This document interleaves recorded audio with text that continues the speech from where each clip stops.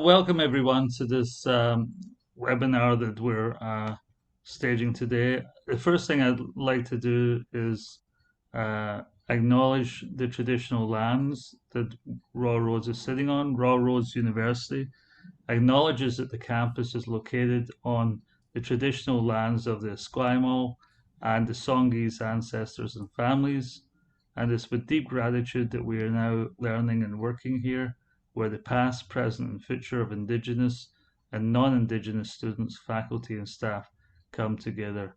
So thank you for being here, and thank you for taking part in this. The second aspect is we're going to talk a little bit about the School of Humanitarian Studies because the Human Security Program here, and if you don't know me by now, my name is Ken Christie, and I'm the Program Head for Human Security and Peacebuilding, is basically sponsoring these webinars, a series of webinars on interesting topics, of course, related to human security and peacebuilding. So we have a Master of Arts in Human Security and Peacebuilding spread out over 2 years at Raw Roads, and we have a Diploma in Human Security and Peacebuilding, which lasts a year. And within the school, we also have other programs such as Conflict Analysis and Management, Disaster and Emergency Management, and the Bachelor of Arts in Justice Studies and the Master of Arts in Justice Studies. So if you're interested in those topics or you're interested in the Human Security and Peacebuilding program, please get in touch. We also have a fantastic website, which is really uh, well done, and you can get all the information there. But what I'd like to do today is basically introduce uh, the talk, and the talk is what we're going to talk about today to a large extent is how do UN peace operations work in terms of the UN peace operations are increasingly being asked to pursue stabilization mandates. These mandates have got lofty expectations of stabilizing conflict zones, achieving national reconciliation, and rebuilding state legitimacy. And today we brought in Dr. Alexander Gilder, who is a colleague of mine at the Royal Holloway University in London, who's going to discuss the emergence of stabilization and other trends in peacekeeping practice, look at case studies examining issues such as human rights, empowerment, protection, and vulnerability, and draw out some of these concerns that we're having that arise from stabilization mandates. And these may include the militarization of United Nations peace operations and the consequences under international humanitarian law, the risks of close cooperation with the host state and engagement in counter-terror activities, and the potential clash between peace-building activities and militarization. And what we're doing essentially is Alex has got a new book out. It's called Stabilization and Human Security in UN Peace Operations. We're going to put up a picture of this, and this is published by Routledge. So this is just brand new. It's coming out, so the research is extremely relevant at the moment. But let me say a few words about Dr. Gilder. Dr. Gilder is a lecturer in law and a senior research fellow in the Conflict, Violence and Terrorism Research Centre at Royal Holloway in the University of London. He specialises in public international law, especially areas related to international peace and security, and he has published on topics such as UN peacekeeping, international humanitarian law, international human rights law, human security, and the use of force. And what I'm going to do now is I'm going to turn it over to Dr. Gilder. He's going to go through some of his slides and talk a little bit about his work. Then I'm going to engage in a very short conversation with him. And I would also like any participant who wants to ask a question to please put your questions into the chat box. The most important thing here is that we get a conversation going and Alex is able to answer your questions at the end of the webinar. So again, I'm going to turn it over to Alex now, and thanks very much for again joining us today. Thanks a lot, Ken. Hopefully you're able to see my slides now, if everything has worked. Yep, great. Basically, I've been doing this research for a little while now, because this is all based on my PhD, which I finished last year, and now I've essentially transformed the research into a book. But what I will do today is essentially go through the way that I've actually looked at UN peace operations, and then talk about the specific case studies. So I'll talk about Mali, and I'll also talk about the Central African Republic. And then I'll draw out the different themes of what became apparent from looking at these two missions. The book includes a third mission as well on looking at South Sudan, but obviously limited time, can't go through a whole 200 and something page book in 10-15 minutes. So essentially the way I look at UN peace operations is through a framework of human security, which is obviously very much linked to the programs at Royal Roads. So I essentially define human security as having four different elements. Now these four elements, it's not agreed, it's not that these elements aren't necessarily written down by the UN, for example. It's just a method for me to actually carry out the research and look at UN peace operations in a different way, and to have a different starting point than other researchers, and hopefully draw out some new findings. So first I elaborate on what is human security as a rights-based concept. So the international law and international human rights law have to be at the heart of human security, and it's essentially accepted through a number of different reports on human security that the rule of law, respect for international legal norms, accountability through the law are all integral to human security. And then I also look at a concept called the vital core. So I look at how people are obviously concerned about different aspects of security in their day-to-day lives. So this is what people hold to be the essence of life and what is crucially important for their livelihoods. So human security methods that look at the vital core are essentially intent on opening dialogue to uncover what is crucially important for different people, because different communities will have different needs. So this is essentially recognizing that it shouldn't be a top-down decision from the international community, but that actually the different communities and people that are affected by insecurity obviously communicate up what they need. Then I also look at vulnerability. So this is a recognition that all human beings can be vulnerable in different ways. And the UN very regularly groups people into different vulnerable groups, whether that's women or children. And also the UN recognizes displaced persons, indigenous persons, disabled persons as having unique vulnerabilities. And when defining human security, the UN General Assembly included a concern for particularly vulnerable people. And then lastly, I look at protection and empowerment aspects of UN peacekeeping, because people need protection from a range of different threats, but human security recognizes that that goes beyond physical security from, say, military threats, and that also protection has to be preventative.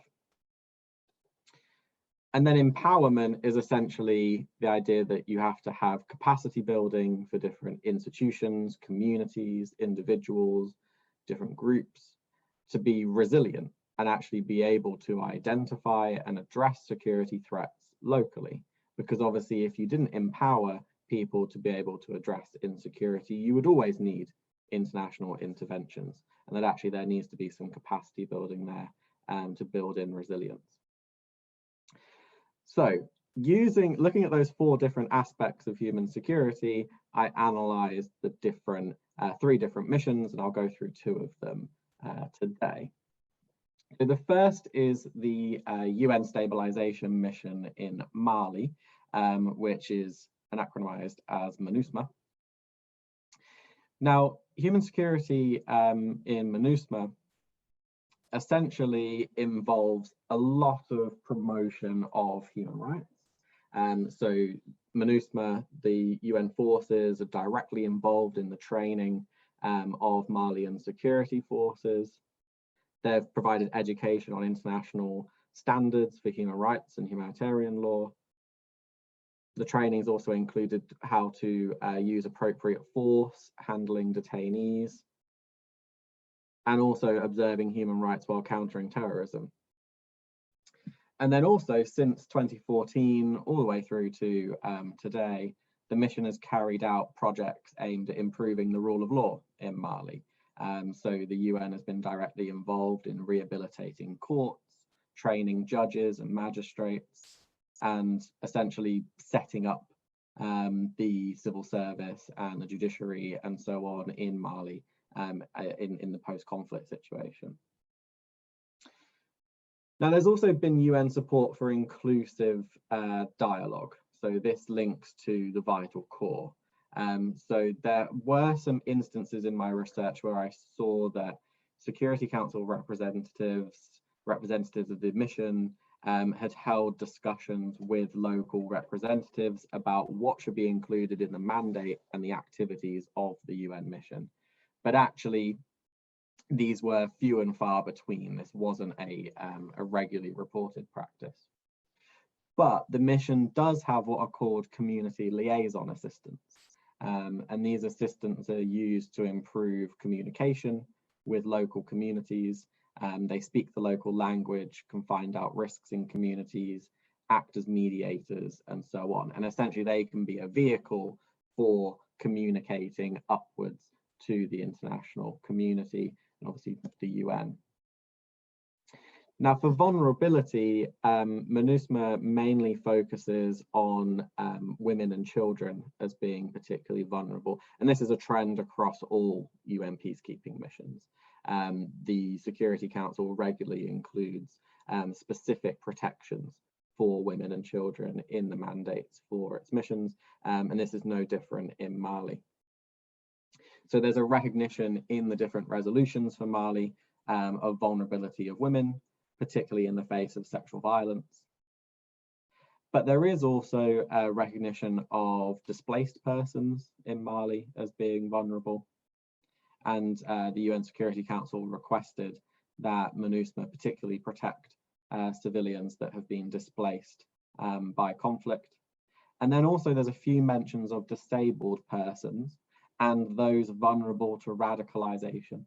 But these aren't regular features of the mission. They are mentioned a few times by the Security Council. So really, the UN primarily focuses on the protection of women and children as being vulnerable groups.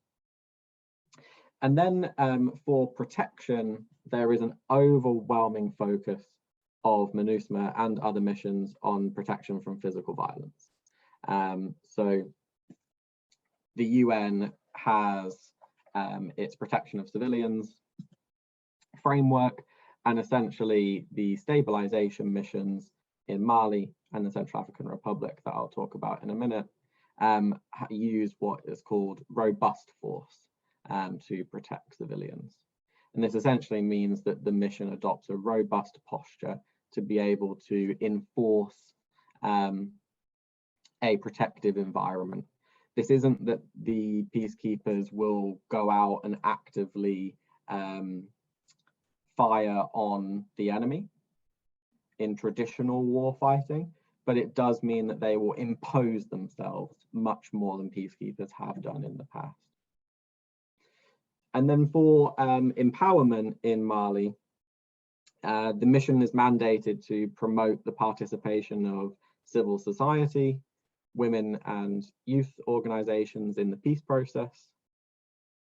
And the mission has also developed what are called stabilization and recovery plans that are jointly owned with regional authorities, civil society, different UN agencies and NGOs.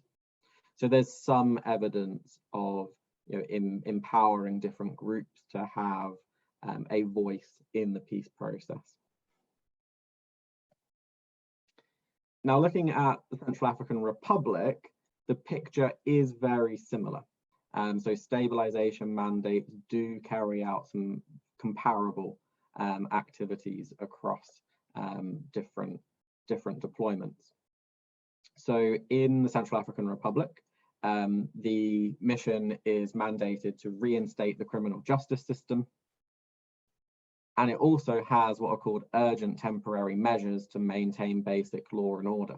And these are actually unique to the Central African Republic and the mission there, that the mission is actually able to carry out law enforcement activities. And it also has assisted with setting up what's called the Special Criminal Court to prosecute persons who have committed international crimes in the Central African Republic in the various conflicts that have taken place. And I've written a separate article about that if anyone's interested.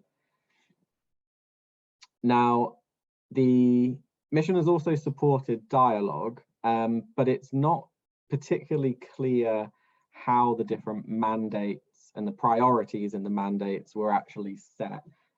There is some evidence in my research that the UN did consult with civil society and different international partners in setting up the mission, but like with Mali, this wasn't regularly reported, carried through to mandate renewals and so on.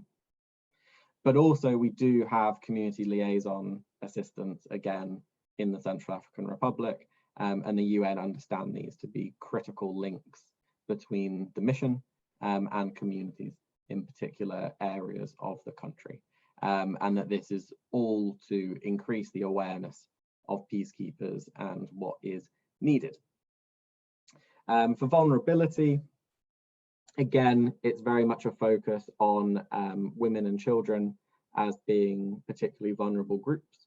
But in relation to the Central African Republic, there's mention of a couple of other groups as well that are disproportionately affected by conflict, such as the elderly, are mentioned in a few different UN documents in relation to the Central African Republic.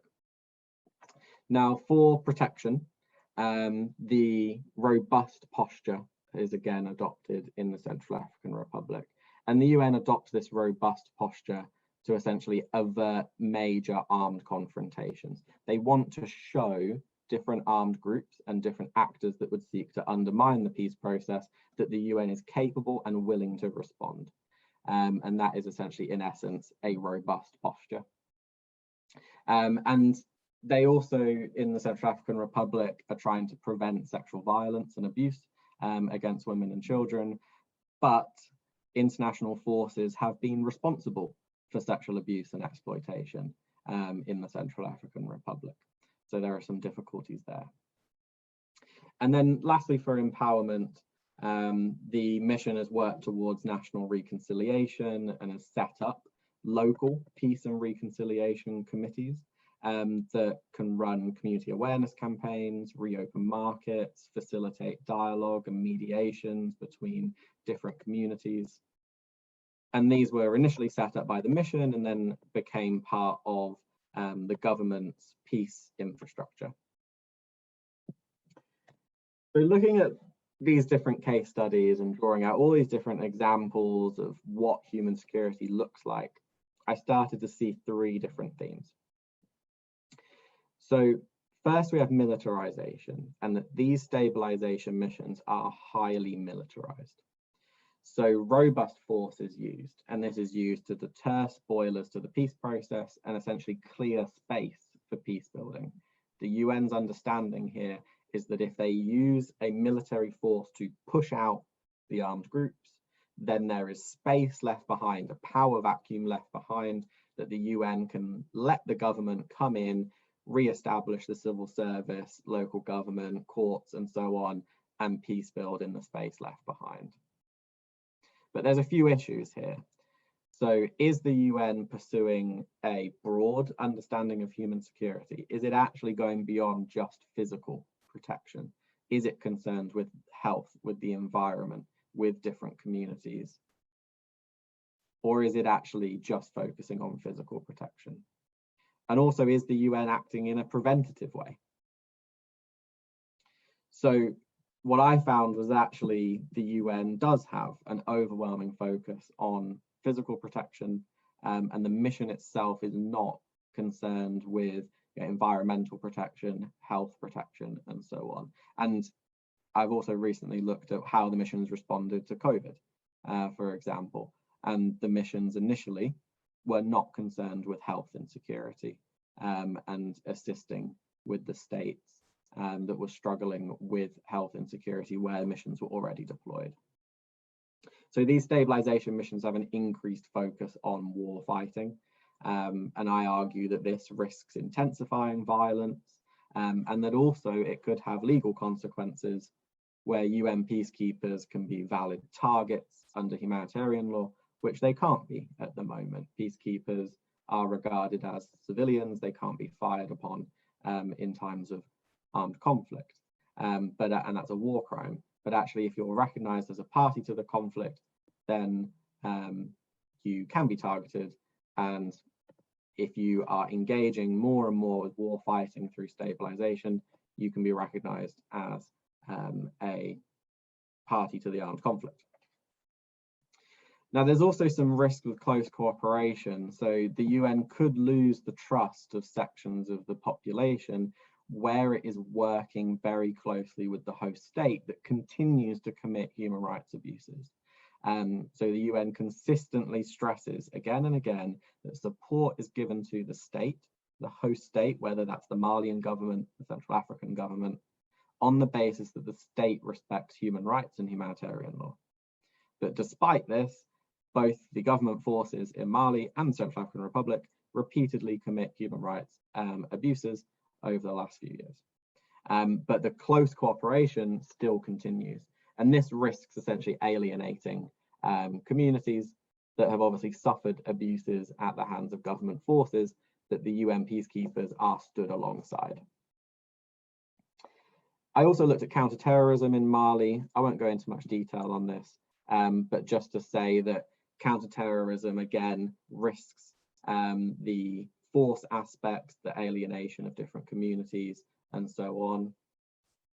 So the Security Council essentially needs to use its mandating function in creating these missions and renewing the mandates to actually clarify in more detail the mission's role, its relationship with the government, because obviously where the government is, for example, carrying out counter-terrorism activities, and that those activities are resulting in civilian deaths, targeting particular groups and so on, and the UN is providing direct support for that, then that's problematic for portions of the population that are meant to see the UN as impartial and trust those peacekeepers. And then lastly, there are some very good positives and some negatives with peace building and rebuilding the state. So the UN can and does work on the rule of law and various peace building activities that support human security. There's also lots of evidence of empowering local people to be involved in peace building.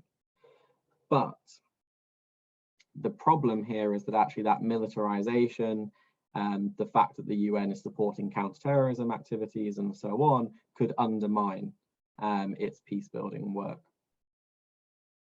So it essentially suffices to say that while the UN implements some wider empowerment strategies, and there was lots of evidence of this, that different local communities were able to communicate with the mission, were able to have ownership of local peace processes and so on, and there's partnerships with local government, etc. They don't feature as focal points for the mission or the reporting to the UN Security Council. It's something that needs to be, I suppose, more at the center of what peacekeeping and what these missions do to actually fully represent human security in those missions. So essentially, to finish up, stabilization poses a myriad of risks. There's some areas where stabilization undermines a human security approach, particularly due to militarization, a focus on physical protection, and the empowerment and concerns of local people not taking center stage throughout the mission itself. So thank you very much. So I imagine Ken might have some initial discussion points, but then we can take all sorts of questions from the audience. Thanks very much, Alex, for a really, really interesting overview of your book. It seems like it's a fascinating topic to me because I mean, I've been wondering about UN peacekeeping over the years and the changes in UN peacekeeping operations and their mandates, knowing that they have an extremely difficult mandate. But one of the first things I wanted to ask you, again, it seems like almost a catch-22 position that UN peacekeeping operations are being asked to go in to areas and work on aspects like peace building, state building, human security aspects where they may have had no formal training. You know, I mean, I talk about the students in the human security and peace building program. Well, they're actually getting training in human security and peace building, but it's a very, very different idea to go in as a member of the military, a member of the army or the navy or the air force, and kind of work in these areas which are, I mean, Mali and the Central African Republic don't have the most stable governments, as you know. They don't have the most legitimate governments, and they're often committing human rights abuses against their own populations. But then to go in and try and stabilize that and actually to work on human rights issues when the state itself may be committing human rights abuses and exploiting its own vulnerable populations seems like a little bit more of a catch-22 situation for them. They're caught between the devil and the deep blue sea in some ways. So could you expand a little bit more on that, perhaps?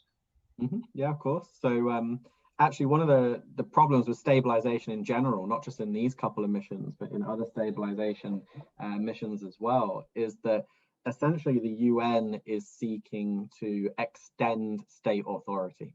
And this is the wording that is used in the mandates, is that the UN mission is there to extend state authority. So actually the UN is implicitly recognizing, well, explicitly recognizing that the government is, the existing government in that state is the legitimate authority, and that is the power that will be given, you know, the influence over the state. The UN will support that and will support the government forces, the re-establishment of local government, and so on. But obviously then we've got the problem that actually that government might not necessarily be, you know, non-human rights abusing, for example, and human rights abuses still continue in Mali and the Central African Republic, even after 7-8 years of deployment for both missions. And the UN continues to work alongside those missions. Now, the interesting difference that I found in my case studies was actually with South Sudan, because in South Sudan, the UN actually stopped its cooperation with the South Sudanese government when civil war broke out in, what was that, 2013. So the UN had actually said, no, a red line has been crossed under its human rights due diligence policy, and it would no longer cooperate with the host government. And it was several years, only in the last 3 or so years, that the UN actually began to cooperate closely with the South Sudanese government again. But in Mali and the Central African Republic, cooperation never stopped. And actually that is somewhat concerning, that actually where is this red line that cooperation then stops? Because this does move quite far away from traditional peacekeeping missions, doesn't it? Because it's not, you know, these missions don't sit in the middle between armed groups and the state and prevent conflict, to separate those warring parties as traditional missions did. Actually, what these stabilization missions do is they are actively supporting and working with the government and are arguably taking a side. And I argue in my work that they do take a side and they're potentially not impartial. And that is then problematic for communities that have obviously been aggrieved and suffered abuses from the state. That then these UN peacekeepers are potentially not there for them. The UN will obviously say that they are, but it's that perception problem that those communities will think, well, no, those peacekeepers are working alongside state forces that committed abuses against our people, for example. And that is obviously then creates conflict with the peacebuilding aspects of the UN mission and so on. So yes, catch-22, but and then you've also got the problem that actually how does the UN make any progress without working with the state? Because who is going to be the legitimate authority in the absence of assisting the state? So I fully recognize the UN is not in an easy situation here, and is trying to balance working with an authority that should be contributing to the peace process, but then also recognizing that there are other communities and groups that have to be part of that process as well. So yeah, it's difficult. I don't have all the answers, I'm afraid. And I think that, in recent years, certainly more than in recent years, actually, the United Nations has been accused of committing crimes in some of these states themselves, that peacekeepers have been involved in all sorts of things from corruption to illegal activities, which undermines the whole, not only the whole idea of the United Nations and the peacekeeping forces, but undermines their legitimacy in the eyes of the local population, which is highly problematic. So I think that is also a problem. I mean, if you're trying to do peace building activities and you're engaged in some sort of corrupt activity within the state, you're actually, supposed to be morally responsible for in some ways, then this is highly problematic. So thanks for a very good answer. I've got a couple of questions come up in the chat box. I'd like to read them. The first one is from Lucia in Montreal, and she's asking, how does the UN mission in Mali, how is it compatible with the French controversial military operation called Barkhane or Barkhane? I'm not sure how you pronounce that, but would you know anything about that? Yeah, of course. So essentially, the international community in Mali has a few different arms playing multiple different roles. So we have MINUSMA, so the UN Stabilization mission in Mali. And then we also have what is called the G5 Sahel, and then previously Operation Barkhane. Now, essentially, the French forces are cooperating with this G5 Sahel force to counter terrorism. Now, the UN mission itself is not mandated to use force and counter terrorism, but it is mandated to provide support for the G5 Sahel and the French forces. So the G5 Sahel is a regional force where it's Mali and its neighbors that are combating terrorism in the Sahel.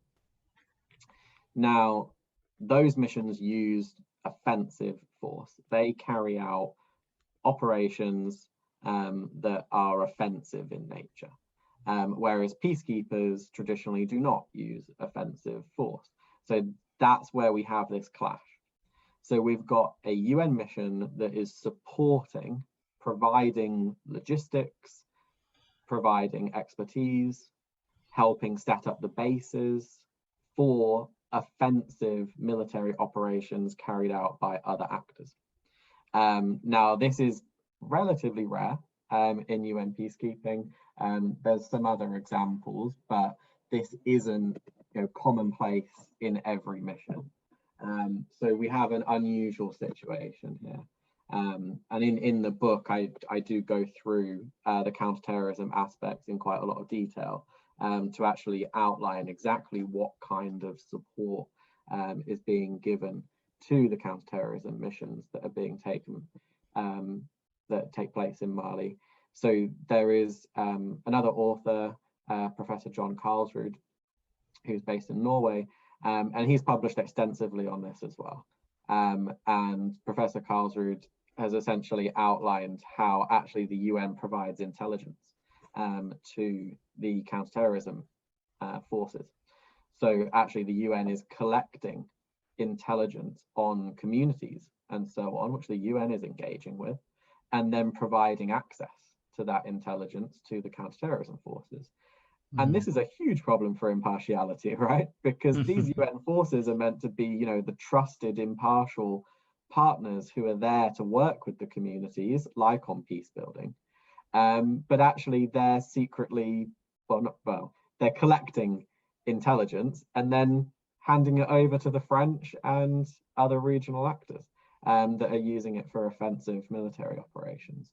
So that is very problematic, and there's other authors that have discussed this as well, and it's become quite a major point of discussion in the last 5 or so years. And highly problematic for building trust between a UN peacekeeping operation or anything to do with the United Nations in terms of even their development goals, etc. When people are seeing that and seeing the collusion between counter-terrorist forces and, you know, these large organizations like that's extremely problematic in terms of how to gain respectability or legitimacy within a system of international norms. We have another question from Haval Ahmad. He's saying thank you. Just before we move on, the most recent question was about that intelligence point that I just said from Tony, about collecting intelligence or information. So the mission is collecting intelligence, and it has a particular intelligence arm that is provided by a particular country. So it's been a number of countries that have contributed to this, but there is actually an intelligence unit as part of the mission in Mali that collects this intelligence. And it's actually part of a wider practice that has emerged over the last few years, that actually the Western countries that have greater capabilities to collect intelligence are contributing to peacekeeping missions more than they have done in the past. So I think it was this unit was initially from Sweden, and it's since changed hands, but there is an intelligence unit for this. And Sonia said about the Norwegian professor, it's John Karlsrud. I'll put it in the chat. Okay, great, thank you. So we do have another question from, I'm just going through these kind of questions in order at the moment. I know that this is a rich, stimulating discussion. Haval Ahmad asks, he's saying that you talked about the risk of close cooperation with host states and engagement with CVE activities. Can you elaborate more on that and give us an example of where this has caused a major threat and what type of risk or threat in that sense? So essentially, there's one example where the UN mission in the Central African Republic, so in MONUSCO, has engaged with law enforcement activities. So they have what I said earlier, where they have specific powers for law enforcement that are included in the mandate to maintain basic law and order. And the mission did carry out what have been argued by others to be offensive law enforcement operations alongside the host state, and actually sought to end various criminal enterprises in the capital. So that this is actually the UN working on particular operations alongside the host state. So there's quite a lot of talk in different UN documentation about the benefits of having joint patrols and so on, that different armed groups and host state forces are undertaking security obligations together. And this is all part of security sector reform. But also what we see now is that the UN actually carries out operations with the state as well. And obviously where the UN is using force alongside the state, there is then a threat that those peacekeepers will be linked to abuses, human rights violations committed by the host state forces. Mm-hmm. Thank you. I do have another question from Cheryl Veneson. I'm not sure if I'm pronouncing your name right, Cheryl, but that's probably the best I can do at the moment. She's asking, given the need for concern for real or perceived association of UN peacekeepers with human rights abuses by the state government, is there a framework that aids in accessing the risk and the point at which the decision would be not to engage in that? It is, I'm reading into, I think is there a threshold in terms of abuses, things that they commit, where the United Nations would not be working with the state government in that sense? Did you find any information on that? Yeah, so the policy is the UN human rights due diligence policy.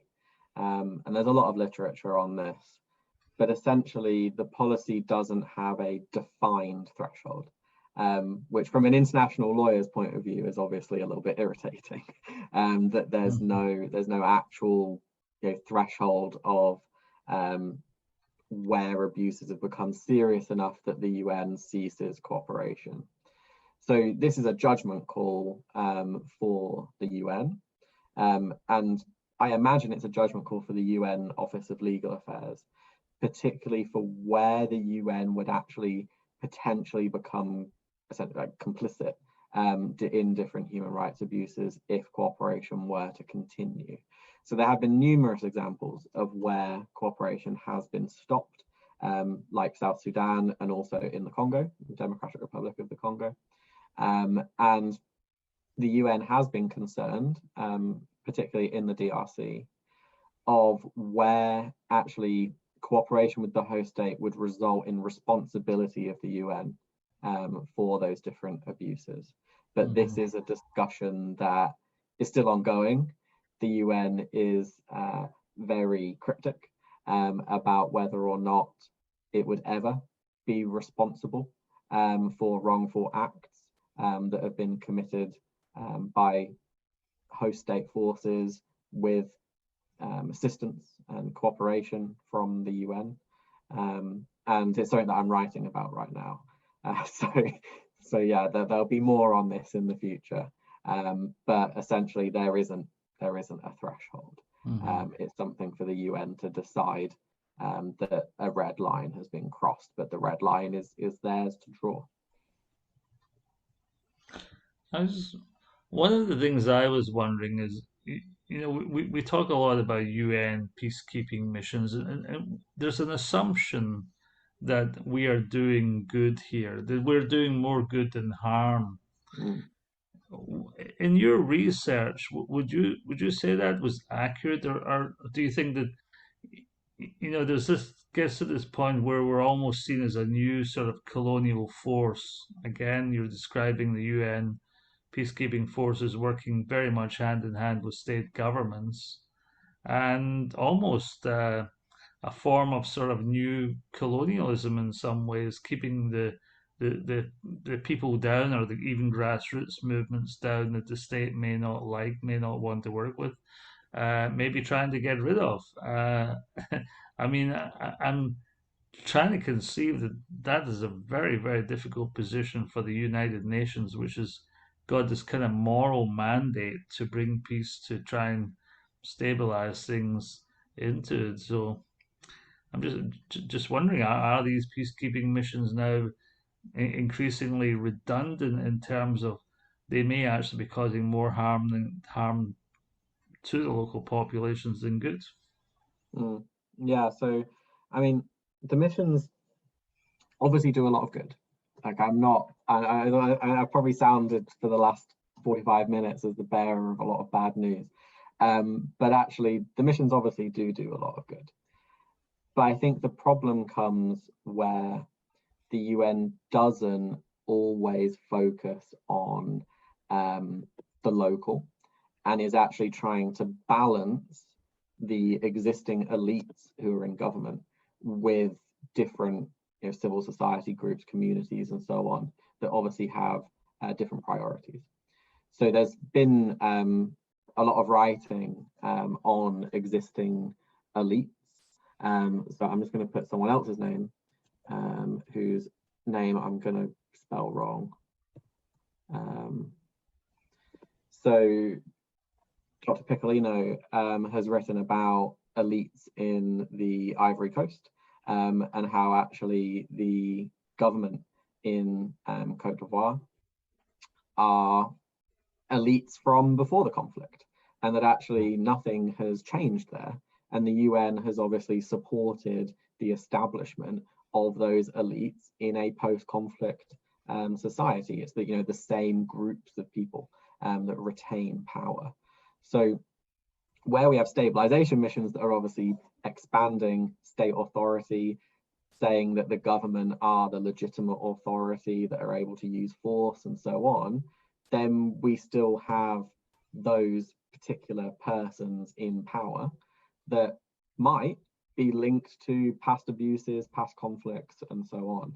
And then you've got the other arm of the UN that is trying to pursue peace building. It's trying to work with the local community. There's a lot of good intentions there, and a lot of recognition in the last 15, 20 or so years of the importance of bottom-up peace building, and the UN is definitely getting on that bandwagon and operationalizing this every single day.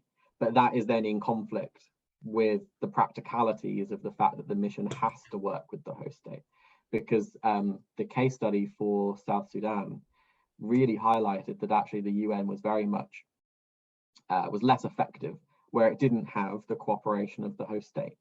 So where the UN was being limited by the South Sudanese forces, its movements were being limited, obviously it's not able to carry out those different peace building activities.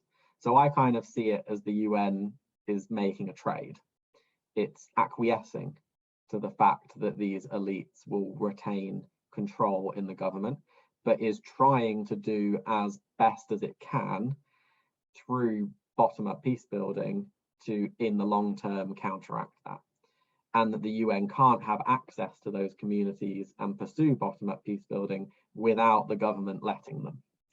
And that is such a delicate seesaw for the UN to do every single day. Thanks so much for the great answer, actually. I mean, oh, you just muted again. Sorry about that. It just seems to me it's in such an extraordinarily difficult position. We do have another question from, we're almost at the end of our time here, but we have time for another one or two questions, I think, before summing up. And we have a question from Tony.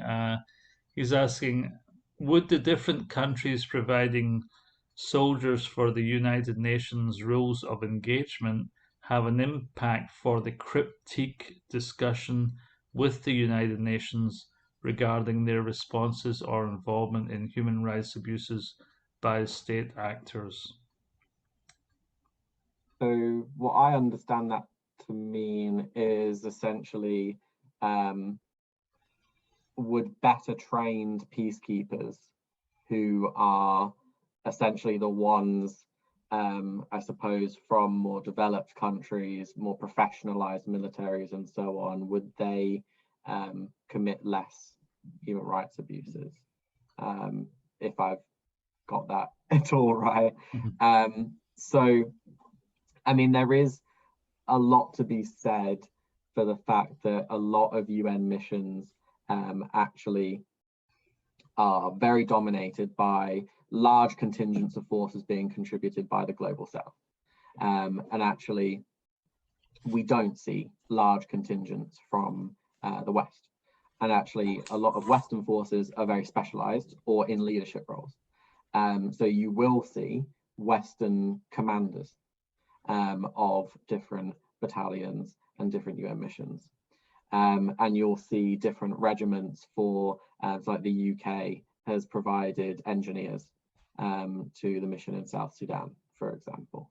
And then like with the intelligence forces have been provided by Western states. Whereas the bulk of the mission usually will come from the global South. Not always, and obviously those numbers can fluctuate all the time, but a lot of the time you'll find that the big contributing countries might be, say, Rwanda, for example.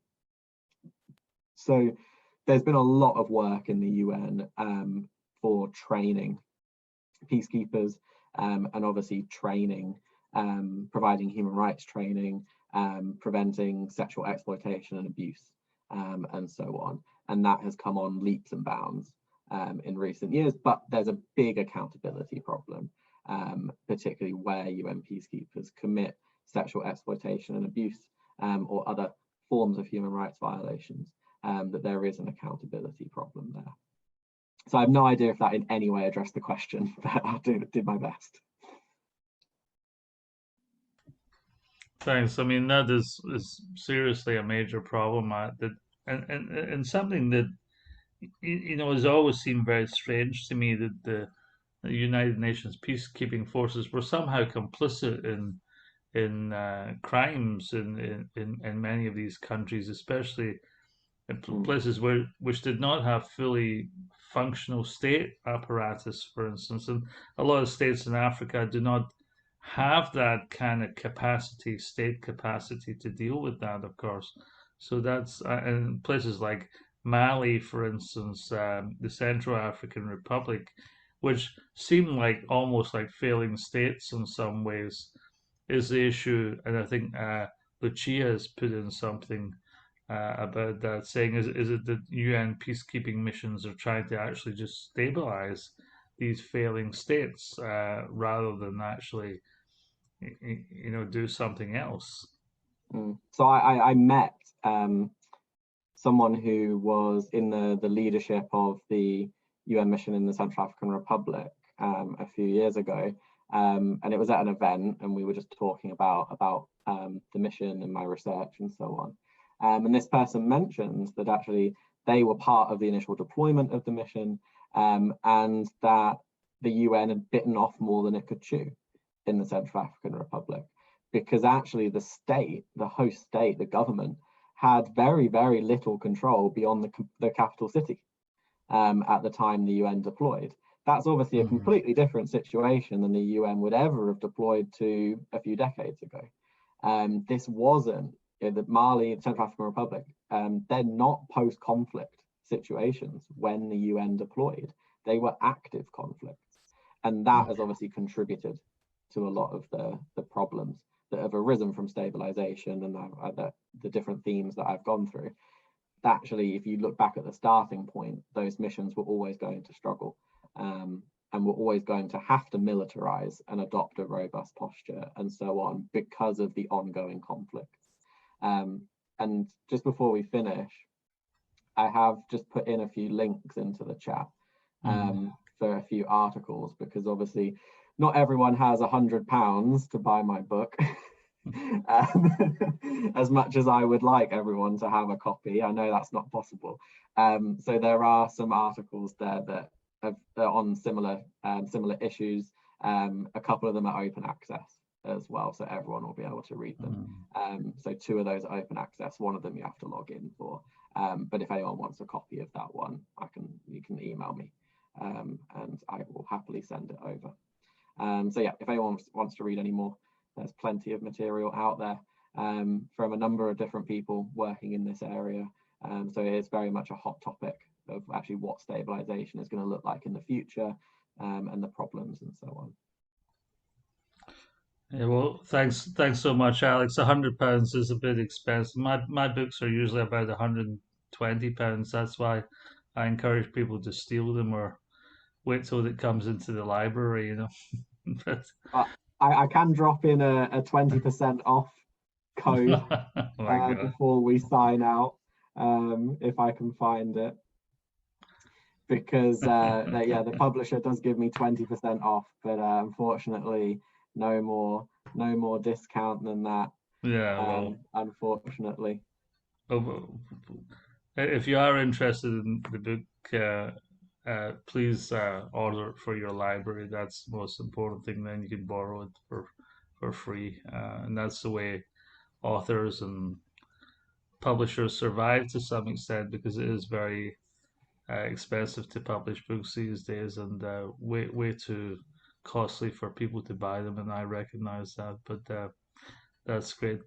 And thanks so much for joining us, everyone. And thank you to Selena Kunar, who organizes these webinars in such an incredibly efficient and professional way. And there will be a recording of the webinar available for everyone else who's missed it, if they're interested in that. I'd like to turn it just back over to Selena for a last few words. But again, thanks so much, Alex, for doing this today, and wish you all the best with your with the book, and with hopefully it will sell some copies. Maybe you can get a vacation out of the royalties or something. I don't know. I've got to Okay, pay for the thank you. index first. That's But right. thank you very much for having me. Thank you. All right, Selena. Thanks so much, Ken, and to you as well, Alex, and everyone who had our chat box alive with your great questions. As Ken mentioned, we'll get the recording today's session out to you in the next few days, and I'll be sure to include the resources shared by Alex in our chat box and a link to where you can purchase his book or request your library to grab a copy. So a wonderful rest of the day to you all, and thanks again for joining us. Bye-bye. Thanks, everyone.